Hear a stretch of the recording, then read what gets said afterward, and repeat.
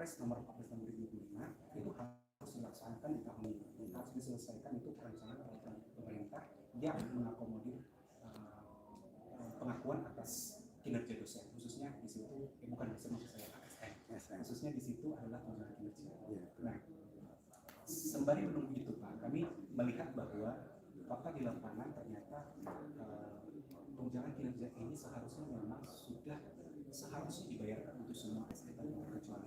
Namun terhalang di peraturan pemerintah nomor 74 tahun 2012. Oh, jadi 2012 maksud. Karena itu ada regulasi yang mengatakan bahwa jadi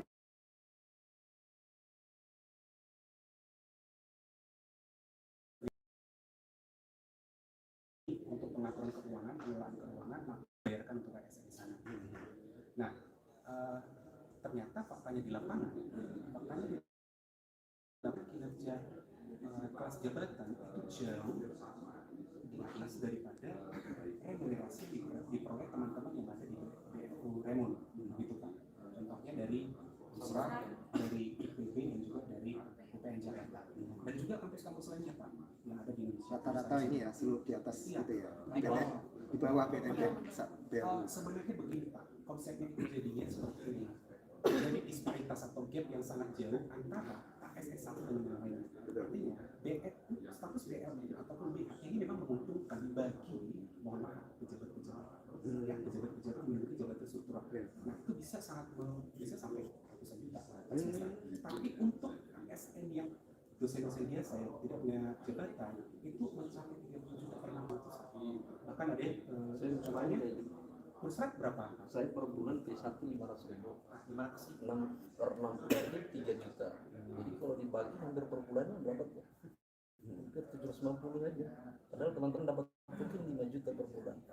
Disparitasnya sangat jauh kan? Itu fakta di lapangan. Artinya apa? Jadi klasterisasi kampus ini ternyata bukan untuk mensejahterakan si ASN-nya. Sangat berkontras dengan buku 1 BL. Saya pelajari, saya kaji buku 1 BL itu mengatakan bahwa seharusnya tunjangan remunerasi yang dibayarkan ke ASN yang ada di bawah BL harusnya itu lebih besar dari tunjangan kinerja sesuai kelas jabatan. Jadi misalnya dosen dengan kelas jabatan 9,5 juta, harusnya remunerasinya di atas itu. Seharusnya itu buku 1, tapi pada kenyataannya tidak. Nah ini kenapa terjadi sampai seperti ini? Karena kami melihat ini Pak, ini yang mau kami konfirmasi. Apakah memang ada di Kemenkeu untuk memaksa PTN di Indonesia ini agar beralih status BRU? Nah, kalau iya, alasannya apa? Begitu. Alasannya apa? Apakah hanya untuk mengurangi sesuai dengan regulasi? Gitu ya. Ya, apa? Tapi kalau misalnya ada kesenjangan di sana, itu kan akan menimbulkan konflik dan juga tentunya kecemburuan dan lain-lain gitu ya, Pak. Itu sangat tidak sehat dalam lingkungan sebuah instansi itu lagi instansi pemerintah itu Pak. Nah, sesuai dengan mandat undang-undang 20% dari APBN itu dari APBN itu harusnya di Kementerian Pendidikan, tapi yang kami rasakan itu Pak itu tidak sesuai porsinya, begitu yang kami rasakan begitu ya Pak. Jadi yang kami ingin gali informasinya, gali informasinya itu gimana ini Pak? Apakah ada kebijakan ini? Kebijakan di dalam apakah benar ini Kemenkeu yang mengambil kebijakan itu yang saya jawab yang memaksa ini untuk naik sehingga untuk mengurangi APBN negara yang lepas tangan nih kalian. Jadi oke. Ada lagi yang tambahkan silakan supaya saya bisa menyerap semuanya apa yang Bang John. Sudah dibayarkan sejak tahun Bang Nurman. 2020. Nah, apakah kenapa tidak dibayarkan sejak tahun 2020? Karena kan di tahun dasar aturannya itu sejak tahun 2020 dari Kemdikbud 49 tahun 2020 yang dibayarkan hanya tahun 2020. Kenapa tahun 2020 dan 2021 ini tidak diambil? Nah itu kan hak Pak, kami sudah menjalankan kinerja. Oke. Baik, dua dulu ya. Nanti Pak Prof. Iya, ada tambahan sedikit Pak. Iya. Kedua adalah bahwa dengan sistem klasterisasi pendidikan perguruan tinggi ini itu berdampak pada dua persoalan. Yang pertama adalah terjadi marginalisasi pendidikan, kemudian diskriminasi pendidikan. Mengapa? Karena yang PTN BH ini, BH-nya sengaja kasih besar Pak, BH-nya ya. Jadi masih siang belum. Biar cepat pulang Pak kalau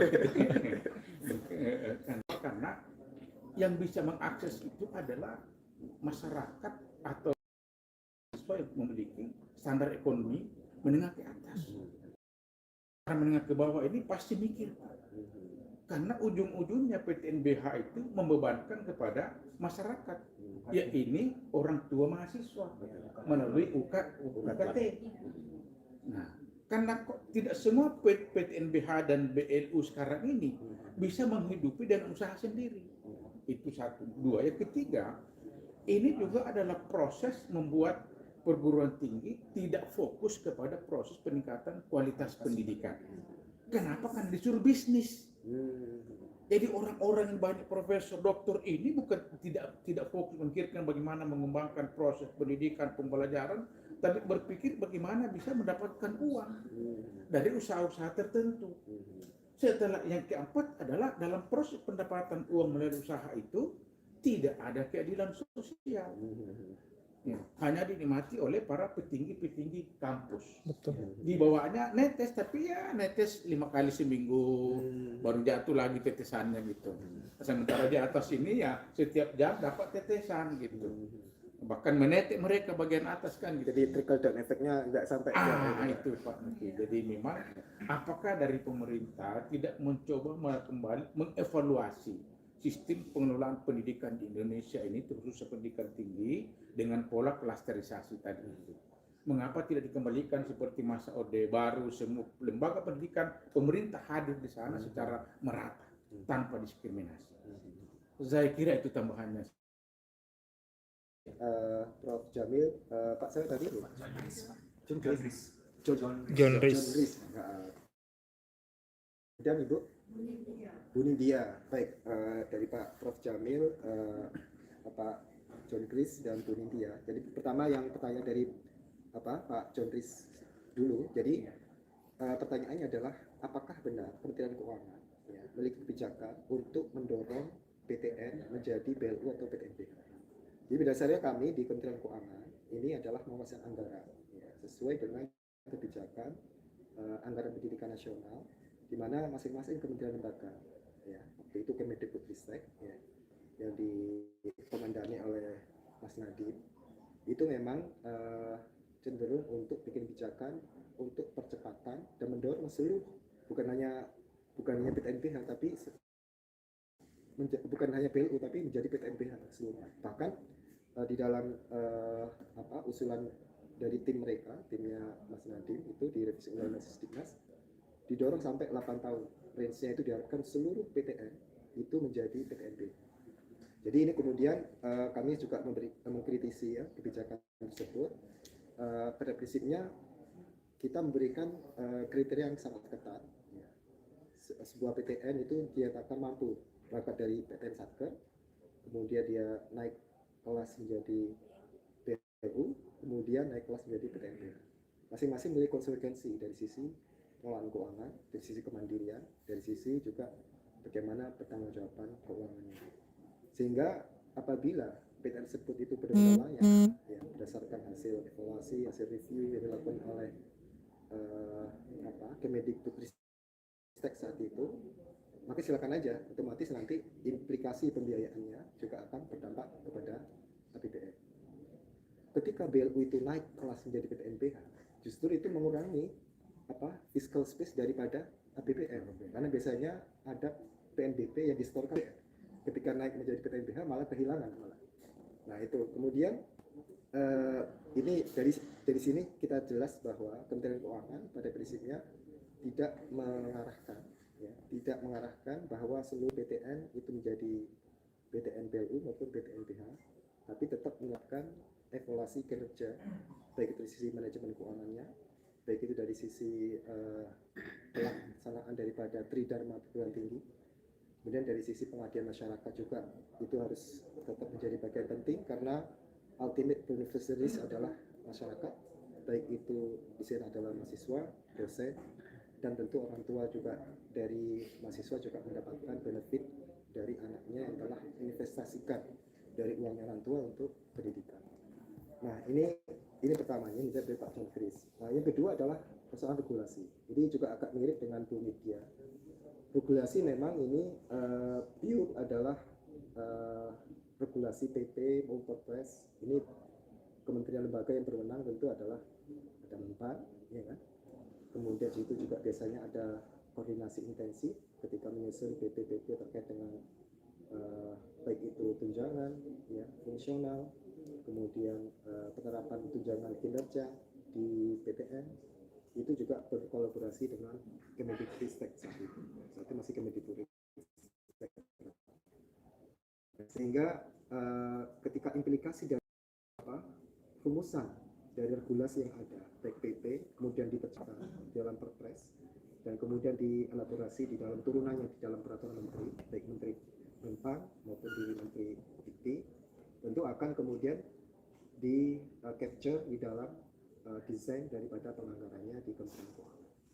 Nah, jadi kalau sudah ada misalkan ya, sampai golongan 9 sekian, dan kemudian konsekuensi dengan adanya ketentuan ditetapkan sebagai BLU, kemudian dia menetapkan remunerasi, dan itu ketika dilakukan komparasi tentu perlu dilakukan kajian kembali apakah ini menimbulkan disparitas dari PTN-BL itu sendiri dibandingkan dengan PTN yang lain. Dan ketika ada disparitas, memang itu menjadi masukan bagi pembuat kebijakan regulasi yang ada di Kemenpan tentunya, dan kemudian dari Kemendikbudristek. Jadi ibaratnya Kementerian Keuangan ada di ujung. Ketika aturan payung hukumnya sudah ada, kita tinggal mengalokasikan anggarannya. Jadi kalau ada konsekuensi hukum, misalnya ada perubahan, misalnya ada usulan, termasuk itu yang 2020. Karena pertanyaan kok tidak menuju 2020, ya itu sudah pernah dibahas di rapat Menko PMK. Dalam Menko PMK tersebut bahwa Perpres saat itu yang ditetapkan saat eranya S19 itu belum memasukkan dosen di dalam rumusan Perpres itu untuk mendapatkan tunjangan kinerja, ya kan? Karena apa? Sudah mendapatkan tunjangan profesi dosen. Alasannya seperti itu. Itu karena itu kan ada pada saat itu ada restrukturisasi organisasi antara waktu itu ada Kemdikti, kemudian ada Kemendikbud, ya, kemudian digabungkan. Akhirnya digabungkan ini pada saat Perpres itu dilakukan revisi, belum memasukkan muatan pengaturan itu. Jadi kenapa akhirnya tercecer yang 2020 itu tidak masuk dosen tadi, ASN tadi di dalam pengaturan 2020. Baru dilakukan, yaitu yang saya sampaikan di awal, baru dilakukan di 2025 ini ketika dilakukan revisi terhadap Perpres, sehingga baru bisa direalisasikan di 2020.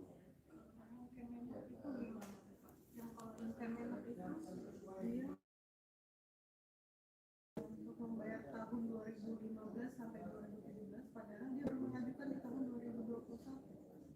Ya, kita lihat Perpresnya, Bu. Perpresnya itu ada klausul yang mengatur mengenai bisa berlaku surut, itu mungkin kan. Sementara yang Perpres ini tidak ada aturan itu. Jadi lebih pada isu mengenai regulasi, ya, terkait dengan disampaikan oleh Bu Nindya tadi. Jadi memang sudah pernah dibahas di Menko PMK, dihadiri di sana Menko PMK itu selain dari Mendikti juga ada Kemenpan diundang juga, kemudian BKN juga, Badan Keuangan Negara juga diundang, dan itu kemudian disepakati bahwa memang ini berlaku surut Perpres yang baru ini, sehingga makanya akhirnya baru bisa direalisasikan untuk 2020. Untuk tahun-tahun sebelumnya 2020 resmi itu memang belum bisa di capture di dalam peraturan perundangan itu. Jadi itu mengenai case mengenai Kemenak akan kita pelajari. Nanti kalau ada ada regulasi yang terkait dengan itu, silakan di WA kan sudah di WA saya. Kemudian kami pelajari dari Kemenak, karena kita tidak menangani Kemenak, ya, di teman-teman yang lain. Ya, jadi apakah benar ini bisa dilakukan? Payung hukumnya apa? Ya, kalau ternyata payung hukumnya nggak ada setingkat perpres, ya Prof sangat paham betul, kan harus minimal hierarki perundang-undangan sama. Nggak bisa peraturan menteri itu mengalahkan perpresnya. lebih tinggi ya. Iya, minimal sama-sama perpres. Ya. Jadi kalau ada revisi perpresnya itu bisa membayarkan yang di Kemenak itu bisa dilakukan. Jadi kuncinya adalah revisi peraturan perundangan, perpres terkait itu. Termasuk juga yang tadi sempat di Tuan Kursi itu juga terkait dengan PP tadi ya. Itu revisi PP-nya kemudian baru bisa perpresnya dilakukan perubahan. Jadi ini lebih ke isunya isu bagaimana regulasi-regulasi yang lama yang disampaikan Ibu 2007 itu apakah bisa ditinjau kembali untuk dilakukan perbaikan. Jadi nanti bisa intens dengan Kemedikti. Nah, Kemedikti kan yang bisa menyampaikan ke Menpan juga mengundang kami nanti. Jadi itu tetap jalur koordinasinya melalui sana.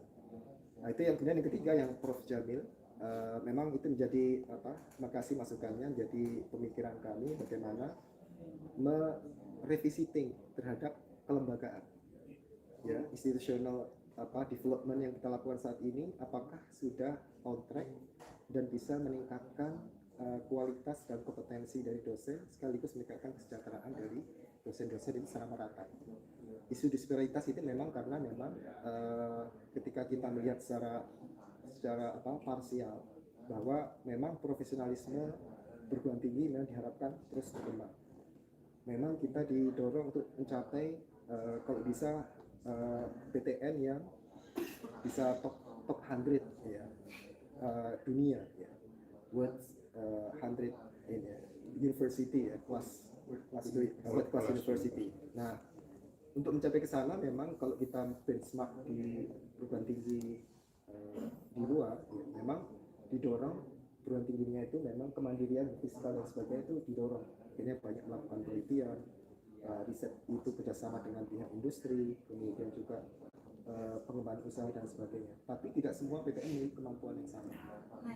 Nah itu isunya di situ tidak semua PTN memiliki kreativitas dalam mengembangkan potensi sumber daya yang ada sehingga ketika ini dibiarkan secara dengan petik itu dianggap semuanya sama itu memang akan menimbulkan disparitas.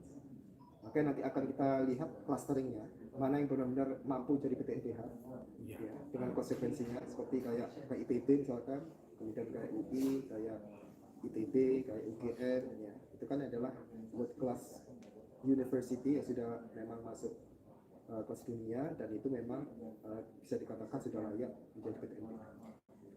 Kemudian bagaimana dengan yang lain ya kita akan bisa merevisiting ya tentu dengan kajian dari sisi kajiannya perlu diperkuat ya. Termasuk itu tadi untuk perubahan peran perundangan kan memang harus ada kajian dulu jadi masukan buat Menpan, Kemedikti itu perlu kajian kami di Kementerian Keuangan ya sebagai alokator sebagai budget alokator dan kemudian melakukan evaluasi apakah ini memang sudah mengikuti standar biaya yang berlaku ya dan kemudian dampak fiskalnya juga relatif bisa manageable ya itu nggak ada masalah. Kementerian Keuangan siap apabila itu ada dari sisi kajiannya sudah diperkuat kemudian regulasinya akan ditinjau kembali kemudian dilakukan revisiting kelembagaan apakah harus semuanya itu PTNBH atau mungkin ada beberapa PTNBH yang kemudian menilai wah ternyata nggak mampu untuk mengikuti kelas berat ini beratnya tinju kan ada kelas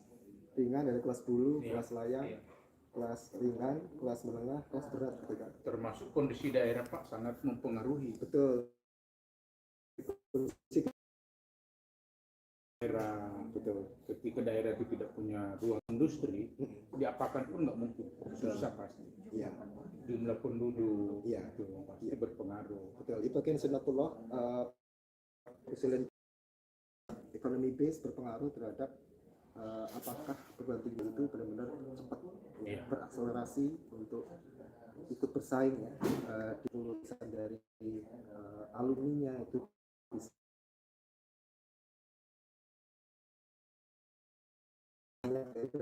bahkan PTNBH pun juga demikian intinya pada prinsipnya kami bisa memahami betul seperti sampaikan Prof. Jamil, Pak Jokris dan Mbak Nidia dan seluruh ibu-ibu sekalian, bapak ibu sekalian. Nanti silakan aja diperkuat kajiannya. Silakan koordinasi intensif dengan Dijen Dikti, pembinaan Dijen Dikti kan? Iya. Ya, nanti bisa koordinasi intensif dengan Pak Ahmad misalkan. Tahu ya Pak Ahmad? Nggak tahu ya, ya udah Dijen Dikti siapa yang punya PIC di sana, silakan. Nanti nanti silakan nanti bisa berikan masukan bagaimana hasil evaluasi selama ini dari sisi kajian regulasinya, dari sisi kajian regulasinya, kemudian kajian dari sisi kelembagaannya. Dan kemudian yang ketiga baru juga disampaikan implikasi dari fiskalnya, jadi anggaran yang dampak dari anggarannya. Dan kemudian apakah juga menghasilkan, apakah bisa mengurangi daripada disparitas tadi. Jadi intinya kita ingin agar minimal karena disparitas antara dosen dan tenaga kependidikan di ya, silakan. Maaf ya. Saya Pak Asep dari Unsur. Pak Asep kok dari Unsur kok Ya. jauh ya? Dari sini. Hanya unik ya. Curi nama Pak itu dia. Kami sebenarnya sudah coba ya melakukan riset data itu ya, akuntabilitas bahwa gini rasio antar dosen itu bagaimana ketika dilakukan BLU itu datanya itu nggak pernah dari pimpinan ya. Saya juga penasaran. Pimpinan di sini maksudnya di Pimpinan di perguruan tinggi, di manajemen. manajerialnya. Saya nggak tahu di kampus lain. Sepertinya fenomenanya sama. Jadi Betul. mereka nggak mau terbuka pendapatan tertingginya berapa, terendah berapa. Selanjutnya saya juga ingin nanya, tapi harus Pak ada filter yang kuat dari Kemenlu Iya, ada BLU. betul. Apakah selama ini sering dievaluasi Pak? Artinya mampu di saat itu 5 tahun justru udah kegetaran ya. Iya. Bahkan isunya lagi berkembang nih, kami udah BLU, kami mundur aja lah dari Satker, tapi nggak ada mekanisme dari BLU turun ke Satker atau gimana?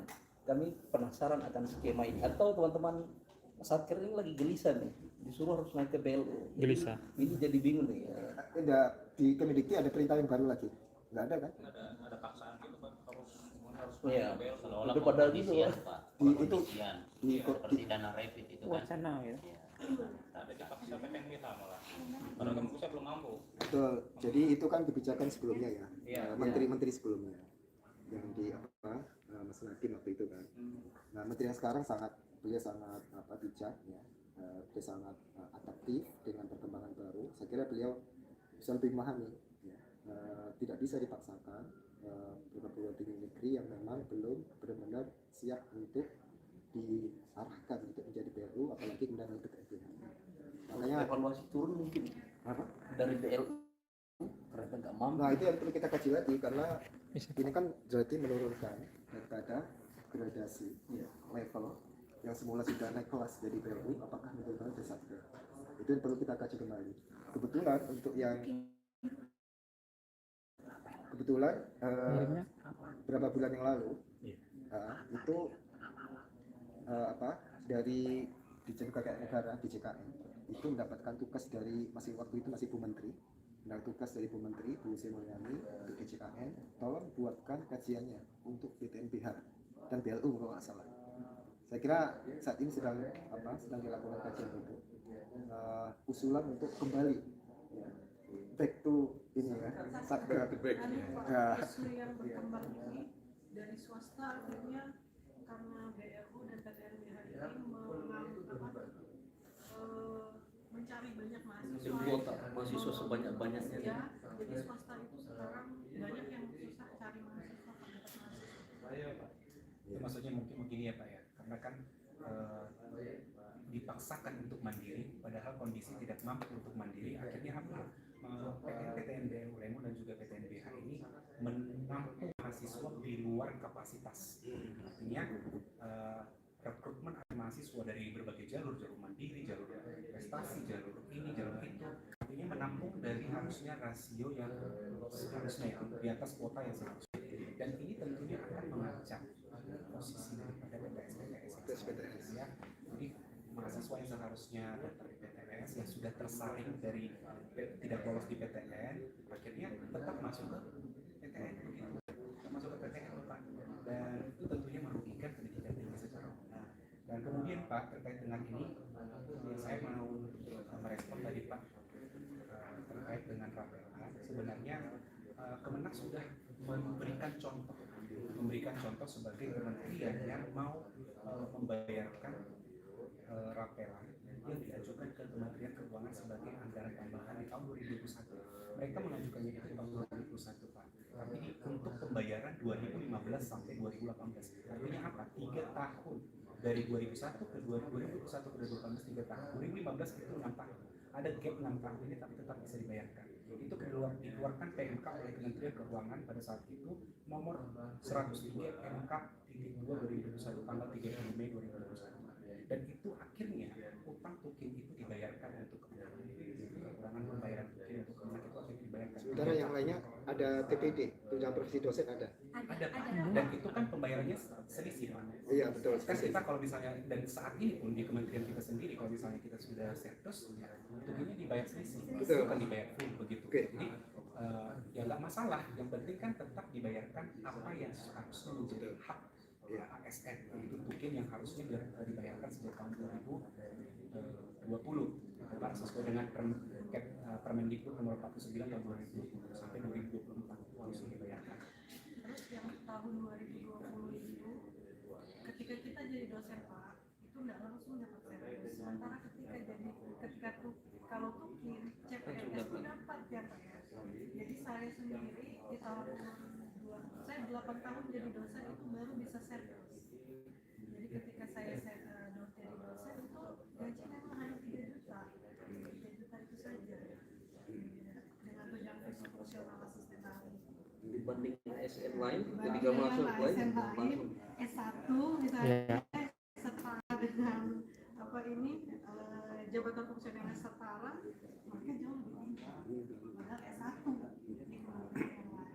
Ya, itu contohnya saya sebagai dosen meluluskan alumni Pak ya, alumni D3 itu daftar CPNS di kampus kami, langsung dia melampaui gaji kami dosennya. ya. Nah, itu kan ketimpangan Pak, S1 dan S2. Seolah tidak dihargai pendidikan kita yang selama ini kita tempuh. Iya. Seperti itu. Jadi lagi-lagi itu ke ini ya. Kita ditinjau lagi kajian mengenai regulasi. Termasuk yang Kemenak itu kita perlu lihat perpresnya apakah sudah meng-capture kebutuhan untuk yang tahun-tahun sebelumnya. Karena kalau perpres yang baru yang 2025 kemarin itu harus kita lihat kalau memang ada klausul yang itu bisa meng-capture tahun sebelumnya itu bisa dipertimbangkan. Jadi makanya intinya adalah revisiting ya daripada regulasi dan visiting dari kelembagaan. Jadi Termasuk regulasinya Pak memang apakah nggak bisa perpres itu satu untuk semua? Mengapa ya, perpresnya misalnya mengapa perpres itu per kementerian per lembaga padahal profesi yang sama itu. Yang kedua ini juga PTNBH dari aspek kualitas apakah memang sudah pernah dievaluasi bahwa dari PTNBH kualitasnya menaik meningkat dari aspek apapun misalnya kan ketimbang dia bukan PTNBH atau bukan BNU ya sampai cuma perubahan status ini cuma orientasi kesejahteraan para pimpinan, para pengambil kebijakan di lembaga itu. Tapi aspek kualitas sendiri. itu Bapak yang ngomong ya. Itu Bapak yang ngomong. Ya, tidak ada apa-apa. Memang kondisi kita rasakan Pak di situ. Iya. Aspek kualitas dari pendidikan, dari pengabdian, dari risetnya. Apakah memang ada perubahan drastis secara signifikan begitu? Ya sampai dulu enggak ada. Kecuali tadi itu. Dan saya melihat juga sebelum ada PTNBH belum ada rektor yang dipenjara. Tapi setelah banyak PTNBH, banyak BLU, sudah beberapa rektor yang dipenjara. Karena ini kan juga karena tadi fokusnya orientasi pendidikan, sekarang di orientasi profit. Profit oriented. Ya. Oh, profit oriented mereka. Jadi di sana sudah tidak fokus lagi mengelola pendidikan. Tapi sudah, bagaimana putar ini supaya dapat ini. Ini kan sudah masuk otak bisnis, bukan lagi otak mendidik kan gitu ini. Itu antara lain kira-kira efek atau dampak dari klasterisasi sistem pendidikan di Indonesia ini Pak, sehingga memang butuh satu, saya sepakat butuh kajian, tapi kan memang sependek pengetahuan saya setiap regulasi harus ada kajian akademiknya kan gitu. Setuju. Dahulu dengan kajian akademik. Nah mungkin ini karena sudah berapa tahun ini PTNBH sudah berjalan, BLU juga begitu, mungkin memang sudah perlu dilakukan evaluasi secara menyeluruh Pak Menteri sehingga betul-betul dia berefek kepada pengelolaan keuangan negara. Karena ya itu tadi, ya selain diskriminasinya memang terhadap mahasiswa juga terhadap para pengelola kampus itu sendiri secara internal itu benar-benar ada diskriminasi. Cuman ya memang tidak semua dosen di bawah ini berani ngomong. Ya. Tapi salah satu contoh itu adalah itu tadi. Setelah banyak PTNBH, banyak BSU, justru banyak para pemimpin kampus yang harus berurusan dengan persoalan hukum. Ya karena mungkin itu tadi sudah ada pergeseran mindset, pergeseran cara berpikir yang sudah tadinya fokus menjadi berubah ke profit oriented tadi itu. Khawatir juga sudah berapa rektor mungkin tadinya isinya satu, mau nambah dua, mau nambah tiga gitu bukan? Oh. Khawatir. Iya itu ya. Iya kira-kira begitu. Iya, iya.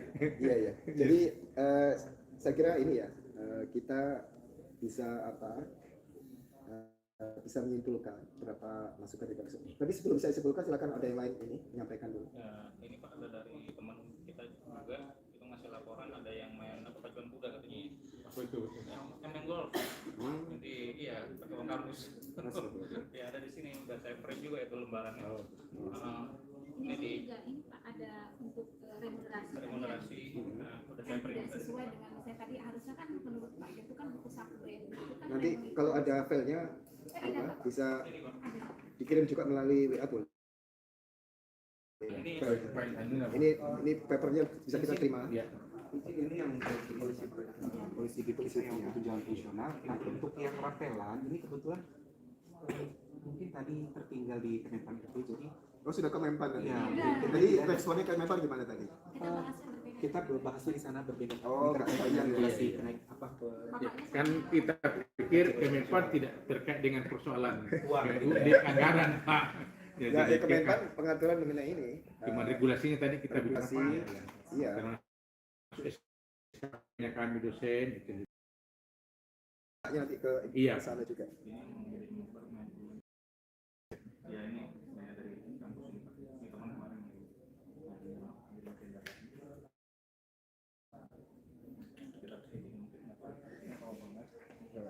Enggak sama ke kita ini. Ya, ada banyak Pak. Itu tebal kalau di saya tuh di print 600 lembar. Ini Oke, saya print sebagian aja. Oh iya, baik. nanti yang Kita polisi terima dulu.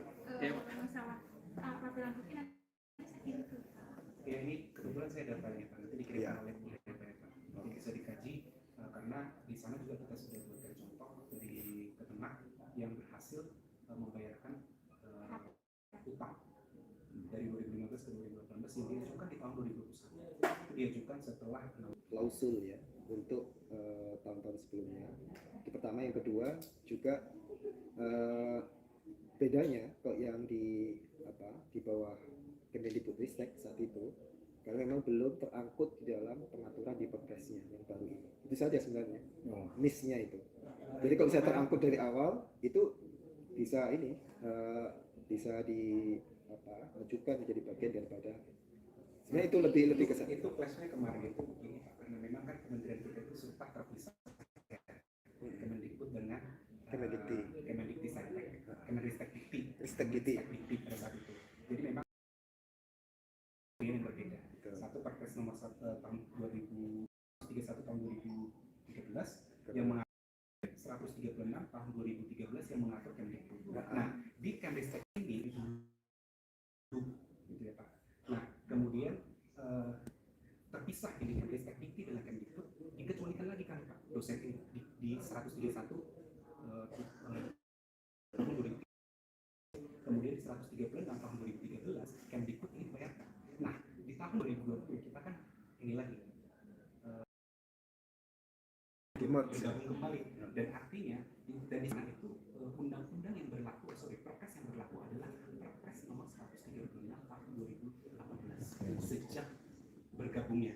Jadi tunjangan kinerja bukan ASN non dosen dari Kemdikbud akan dibayarkan sesuai dengan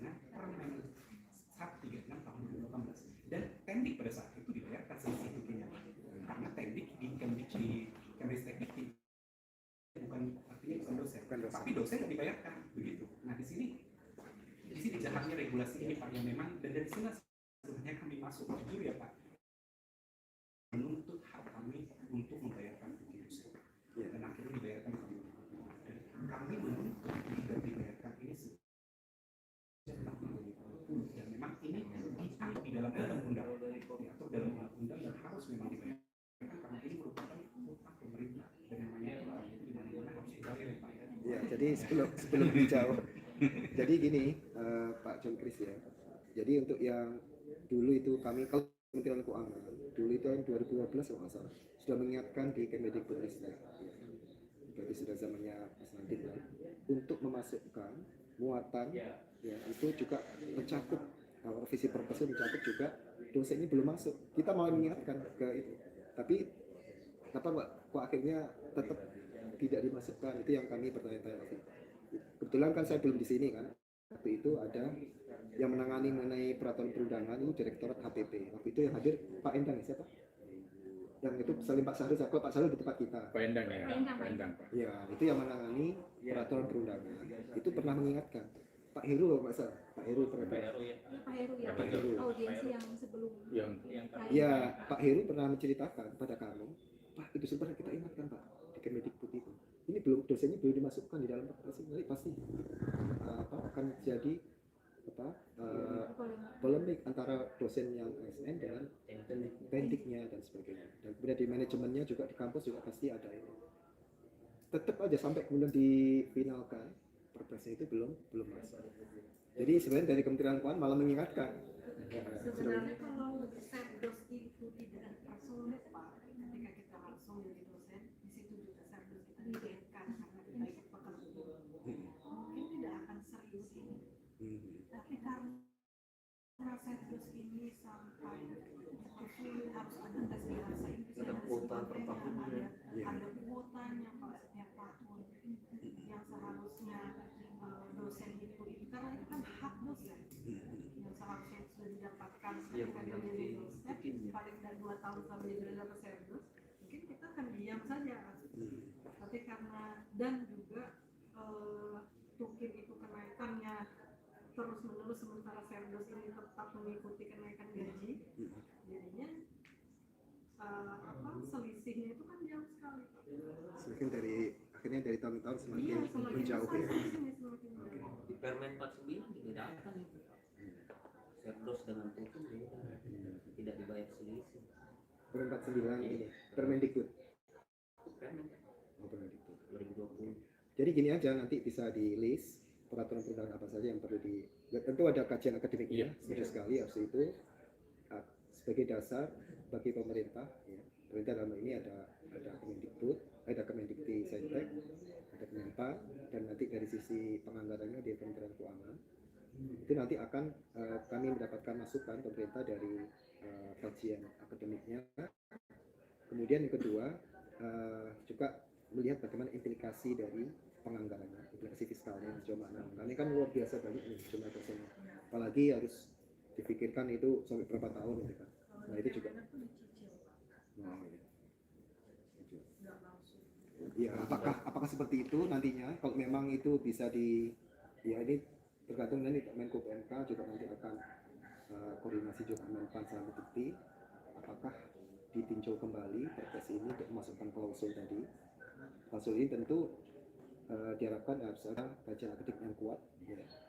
Masuk juga bagaimana isu mengenai disparitas antara penghasilan dosen baik ASN maupun yang pendiknya maupun dari sisi manajemen di kampus, manajerial levelnya. Kemudian yang kedua juga perlu melihat bagaimana status daripada BNBH maupun BLU ya, kita tinjau kembali ya, karena itu sudah pernah disampaikan sebelumnya ya. Jadi apakah akan dilakukan semacam revisiting dari kelembagaan apabila dinilai evaluasi kinerja beberapa tahun terakhir misalkan kurang perform ya, atau justru semakin banyak ini tadi praktek mahasiswa itu banyak yang diambil dari, demikian banyak juga semata-mata untuk Grab ini ya, demikian banyak sumber pendanaan Dan dari terjadi transaksi Pak di sini. Nah. Transaksional. Siapa mau bayar? Siapa mau bayar? masuk proses bayar. Iya. beli kursi istilahnya. Beli kursi ya. Beli kursi Pak di kampus. Bahkan yang PTMPH Pak pegawainya ngambil banyak dari saudara. Dan itu terjadi, saudaranya semua yang terjadi. Jadi nggak buka CPNS, ngambil saudaranya. Jadi terjadi itu semua. Ya itu. Rasa kemandirian dan otonomi. Otonomi yang Kalau ada sebenarnya begini Pak, kami kan di Adaksi ini kan aliansi dosen ya tergolong belia lah Pak. Ini kan atas desakan resursi teman-teman Bang Nurman. berjuang semangat kalau tim ini sejak awal. Malah kami kan dosen Pak, paham betul regulasi, paham betul bagaimana kemampuan negara dan ruang fiskal kan seperti itu kami paham. Sampai pada satu titik Pak itu bagi teman-teman dosen ini yang memang ya kesannya selama ini kami kan kementerian kami kan diabaikan, dianaktirikan lah Pak istilahnya kan. Nah itu sampai bilang ya kalau tidak dibayarkan 4 tahun itu Pak, padahal kan itu hak kami kan. Di Permendikbud 49 itu tahun 2020 kan, dengan Perpres yang disebutkan tadi ketika artinya apa? Ini kan hari-hari kita bicara idealisme di kampus, kita bicara tentang hari ya. Dosen ini kan sebagai pendidik, ruang akademi, kebebasan akademik di kampus, supaya hak-hak kami diberikan oleh negara. Nah, sampai kemudian itu juga tadi apa hak kami yang telah yang lalu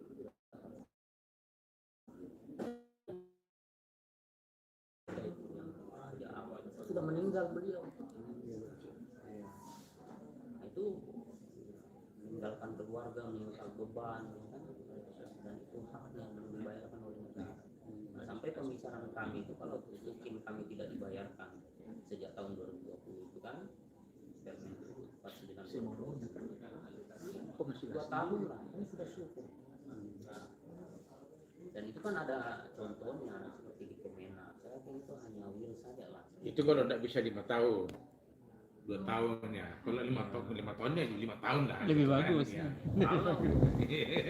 enggak, nah maksudnya ini tetap pintunya melalui revisi dari Perpres. Perpres. artinya itu tetap menjadi perhatian kami. Kalau memang dari dari community itu kemudian sudah duduk bersama untuk meninjau kembali, kami di Kementerian Keuangan siap untuk sama-sama juga untuk membahas mengenai termasuk impact dari sisi fiskalnya tadi. Kalau misalkan ini ya, misal pemerintah kemudian menyetujui dengan melakukan posisi Perpres itu, maka kita lihat bagaimana mencicil dari, jadi misalnya optimalisasi dari anggaran di Kemendikti disisihkan sebagai dari anggaran Kemendikti misalkan untuk ya 1% setiap tahunnya itu bayangan kasar ya, bayangan kasar maksudnya kalau itu dari sisi desain dari regulasinya akan peninjauan ulang diperkuat dengan kajian akademik, kemudian dari berbagai KL kementerian lembaga yang dari stakeholdernya dari sisi pendidikan dan dari sisi kepegawaian sudah duduk bersama. Saya kira ini bisa dilakukan revisiting terhadap berbagai regulasi tadi. Jadi ada PP tadi juga jadi PR sendiri, kemudian ada Perpres 136, kemudian tadi ada PP tunjangan visional ya kan, dan lain-lain. Silakan aja mungkin dan nanti banyak berdoa semoga nanti bisa berjalan lancar dari sisi penyusunan dari nanti bisa ini di input ke Kemendikti Saintek karena sebagai pembinanya di Kemendikti Saintek siapa PIC-nya selama ini membina di PTN Bapak Ibu sekalian, atau mungkin ada koordinator dari sini dari aksi yang bisa menyampaikan beberapa masukan kajian akademik. Ini Pak regulasi yang perlu dilakukan peninjauan ulang ini ada revisi yang sifatnya minor Pak, ini aja nih klausul ini misalkan dan sebagainya. Kemudian dampaknya apa seperti apa ya, misalnya kesejahteraan dosen untuk mengurangi diskriminasi